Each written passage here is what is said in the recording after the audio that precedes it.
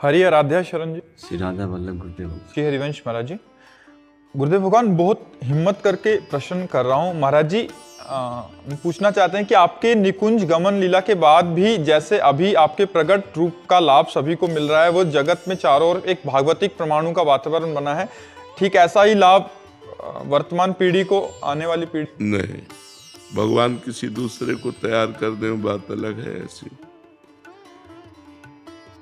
ऐसी नहीं। उड़िया बाबा का आश्रम, वहां नई स्टेशन बन गई थी, इतने लोग आते थे कि नया स्टेशन उड़िया बाबा आश्रम बन गया था। अब जाके आप देखो अखंडानंद स्वामी, अब जाके आप देखो सूरदास बाबा। समय होता है, संतों का एक प्रभाव होता है, जब वो प्रकट रहते तो उसका प्रभाव होता है, और जब अंतर ध्यान हो जाते हैं तो फिर सूनापन रहता है। महाराज जी, आपके हेतु की कृपा से आप तो संतों की फैक्ट्री हो। कह रहे हैं कि आपकी हेतु कृपा से संतों की तो यहाँ एक फैक्ट्री टाइप है महाराज जी, और ग्रस्त में भी बहुत सारे साधक हैं। तो कोई ऐसी आज्ञा आपकी कि जो आपके जाने के बाद भी हम निरंतर वैसा ही अपने चित्त में अब जैसे हमारे संत रूपी खेत में कौन सा वृक्ष तैयार हो जाता है, अब ये नहीं कहा जा सकता कि कौन सा संत ऐसा तैयार हो जाए प्रतापी, जो हमारी पद्धति को खींच ले चले, जैसे चल रहा वैसे चले। अभी तो नहीं दिखाई दे रहा। अब भगवान इनमें से किसी में हृदय में बैठ जाए और आगे प्रकाशित हो जाए, वो बात अलग होती है। ये भगवान की रची हुई पीसें होती है, वो बेजोड़ होती है। हो सकता है भगवान किसी और को तैयार कर दे, क्योंकि उनकी सृष्टि संभालना उनका कार्य है। लेकिन अब ऐसा हो कि जैसा प्रेमानंद के सामने चल रहा है, ऐसा अनुपस्थिति में भी एक प्रभाव होता है।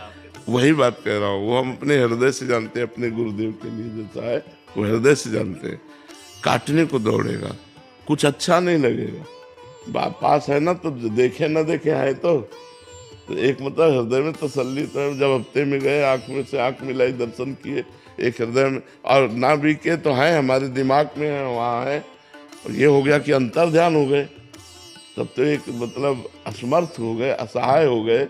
जैसे बालक के लिए माँ का ना होना, छोटे बालक के, असमर्थ बालक के लिए माँ का ना होना, ऐसे शिष्य के लिए गुरु का ना होना बड़ा दुर्भाग्य है। वो बातें बनाने वाली बातें अलग हैं, लेकिन जब मुस्कुरा करके देख लेते हैं प्रगट में जो सुख मिलता है, वो सुख प्रगट में आप जो दर्शन कर रहे हैं, जो संभाषण कर रहे हैं, जो लाभ ले रहे हैं, ये मोबाइल से थोड़ी मिलेगा बाद में। प्रगट का एक अलग आनंद होता है, प्रगट का एक अलग आनंद होता है। मोबाइल तो आकर्षण करके हम तक लाएगा, शराब छोड़ोगे, मांस छोड़ोगे, गंदी बातें छोड़ोगे, लेकिन अध्यात्म में जो कदम बढ़ेगा वो यहाँ के संग से बढ़ेगा, यहाँ के दर्शन से, यहाँ के वातावरण से, यहाँ के भागवतिक प्रभाव से अध्यात्म उन्नति होती है। तो इसीलिए बड़े बड़े संतों ने कहा कि हमें वैकुंठ नहीं, हमें इसी मृत्यु लोक में रखो, क्योंकि साधु समागम होगा, संत समागम होगा। तो संत समागम जब है तो लाभ ले लो, और जब नहीं है तो आगे भगवान जाने क्या होगा। क्योंकि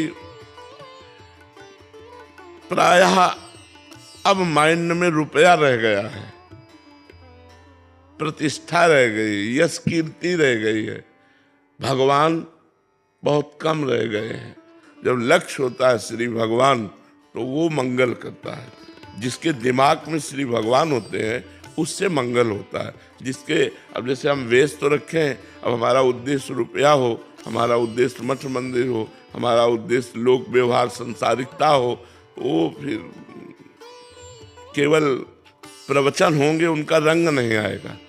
रंग तब आता है जहाँ जिन महापुरुषों ने जीवन बदला है लोगों का, वो स्वयं के जीवन से बदलता है। आपका जीवन यदि तपोमय है, भजनमय है, और जो आप बोल रहे हो वही आपके आचरण में है, तो प्रभाव पड़ेगा। उसका जीवन जबरदस्ती बदलेगा, उनका दर्शन से, संभाषण से, संग से बदलेगा। पर जब शरीर नहीं रहता तो हम इसीलिए प्रगट में देखकर कहते हैं कि जैसे पूज्य पादुड़िया बाबा जी का आश्रम, अखंडानंद जी का आश्रम, बड़े बड़े महा, उनके सामने जो था वो अब नहीं है। उनके सामने जो प्रभाव था वो अब दीवारें सुनी सुनी नजर आती हैं, अब वो नहीं है। जब वो महापुरुष होते हैं तो एक मतलब समाज खिली हुई रहती है, हर समय नई प्रसन्नता, नया आनंद, नई गूंज, नया। तो प्रगट में जो श्री जी लीला कर रही हैं वो अंतरित होने के बाद फिर किसी दूसरे को तैयार कर दे, वो बात अलग है। महाराज जी, कोई शिष्यों के लिए आज्ञा आपके द्वारा?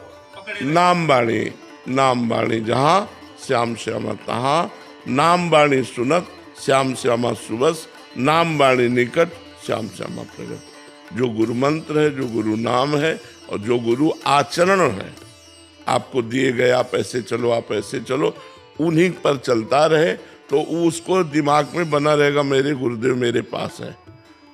कभी भी ऐसा नहीं लगता कि हमारे गुरुदेव हमसे दूर हैं, हमारे दिमाग में बैठे हुए हमारे, क्योंकि मंत्र उनका, नाम उनका, वाणी उनकी दी हुई, जीवन उनका दिया हुआ, तो हम उन्हीं में तो वास कर रहे हैं, उन्हीं से जी रहे हैं। जैसे हम श्वास के बिना जी नहीं सकते, ऐसे गुरु के बिना अध्यात्म का जीवन नहीं हो सकता। गुरु ही अध्यात्म जीवन है, अध्यात्म ही गुरु है, गुरु ही अध्यात्म है।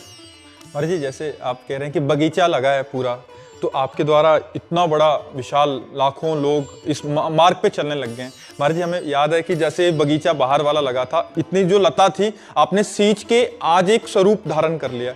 महाराज जी, अब वो स्वतः ही चलने के लिए तैयार हो गई। हाँ, अभी आप उसको देखो पानी ना दो तो भी चल। हाँ, अभी मतलब उसकी जो पहले जो आपने हाँ, सिंचन किया, पहले जो, हाँ बिल्कुल।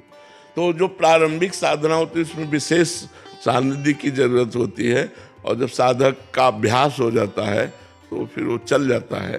पर गुरु एक ऐसा संबंध है कि वो किसी भी स्थिति में हो, शिष्य अपूर्ण ही रहता है, शिष्य अपूर्ण ही रहता, उसको कभी पूर्णता का बोध नहीं होता। सदैव गुरुदेव की कृपा की याचना बनी रहती है, आजीवन गुरु की कृपा की भीख मांगने की इच्छा बनी रहती है कि हमारे गुरुदेव हम पर कृपा करते रहे। क्या कभी पूर्णता इस मार्ग में कभी पूर्णिमा नहीं आती, इस मार्ग में कभी पूर्णिमा नहीं आती। यहाँ से जब कोई जाता है तो अतृप्त ही जाता है, कभी कोई तृप्त होके कि भजन से हम तृप्त हो गए, हम ऐसा, इसमें संतोष नहीं है। लोक व्यवहार में संतोष है, लेकिन भजन में असंतोष बढ़ता जाता है, और हो और हो और भूख बढ़ जाती, रात दिन भजन करने पर भी भजन की अतृप्ति। तो इसलिए हर समय याचना बनी रहती कि ऐसा भजन हमारा जैसा चल रहा है निरंतर चलता रहे, तो गुरु कृपा से कोई अपराध न बनने पाए, कोई विघ्न न बनने पाए। अच्छा, कोई विघ्न और अपराध बना भी तो दौड़ के चले गए, डॉक्टर है, नजदीक अस्पताल होने पर मतलब एक भरोसा रहता है ना, तो गुरु एक अस्पताल है। महाराज जी हमसे ये गलती, अपराध बन गया, हमारा भजन रुक गया, वो डांटेंगे या वो समझा देंगे या वो क्षमा कर दे, कहते ही बात सुधर जाएगी, ये हमें पक्का विश्वास है। अपनी बात सामने रखते ही वो उत्तर दे न दे, आपकी बात सुधर जाएगी, क्योंकि वो कल्पतरु है, जो कामना लेके जाओगे उसकी पूर्ति हो जाएगी। संत कल्पतरु है। गुरु की नजर पड़ते ही शिष्य का जीवन उज्जवल होता चला जाता है, उसका भविष्य मंगलमय होता चला। गुरु का सानिध्य तो अत्यंत आवश्यक है। हम चाहेंगे कि सबके गुरु का सानिध्य सबको प्राप्त होता रहे, कभी कोई अपने गुरु से विमुख न हो, कभी कोई अपने गुरु से वंचित न हो, कभी कोई अपने गुरु से प्रगट में दूर न हो। गुरु का जैसे हर बच्चा माँ के प्यार से पोषित है, ऐसे हर शिष्य अपने गुरु की कृपा दृष्टि से पोषित है।